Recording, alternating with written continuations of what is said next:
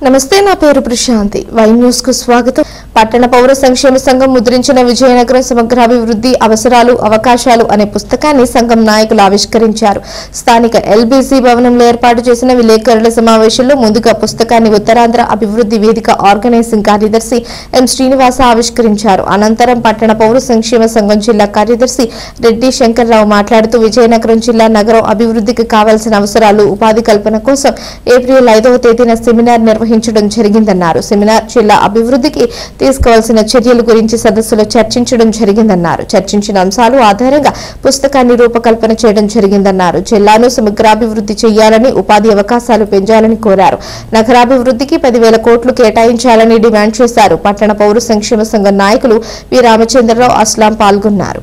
విజయనగరం జిల్లా సమగ్రాభివృద్ధి చేయాలని విజయనగరం పట్టణం సమగ్రాభివృద్ధి చేసి ఉపాధి కల్పించాలని చెప్పి అనేక మంది నిరుద్యోగులు పనిలేని యువకులు రోజు రోజుకి లక్షల్లో పెరుగుతున్న నేపథ్యంలో విజయనగరం సమగ్రాభివృద్ధి చేయాలంటే పరిశ్రమలు ఏర్పాటు చేయాలి ఉపాధి కల్పించాలి ఆ రకమైనటువంటి అభివృద్ధికి ఈ ప్రభుత్వం నాంది పలకాలని చెప్పి డిమాండ్తో ఏప్రిల్ 5వ తారీఖున విజయనగరం సమగ్రాభివృద్ధి అవసరాలు అవకాశాలు అనే ఒక సెమినార్ని నిర్వహించడం జరిగింది దానికి ప్రముఖులంతా వచ్చి మాట్లాడారు వాళ్ళు మాట్లాడిన అనేకమైన విషయాలు ఈ జిల్లా అభివృద్ధికి తోడ్పడే విధంగా నగరం అభివృద్ధికి తోడ్పడే విధంగా ఉన్నాయని భావించి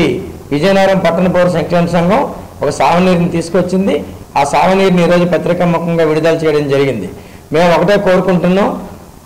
పట్టణంలో కానీ జిల్లాలో కానీ నిరుద్యోగ సమస్య పరిష్కారం కావాలన్నా గ్రామీణ ప్రాంతాల్లో ఉన్న పనులేనటువంటి పేదలకు పని కల్పించాలన్నా ఖచ్చితంగా పట్టణాల్లోనూ గ్రామాల్లోనూ ఉపాధి హామీ పథకాన్ని పెంచాలి అభివృద్ధి చేయాలి నిధులు పెంచాలి అలాగే వాళ్ళకు ఉపాధికి రోజులు పెంచాలి అలాగే ఉపాధి కూలి పెంచాలి దీంతో పాటు పరిశ్రమలు ఏర్పాటు చేయాలి ఇప్పుడు మంత్రి గారు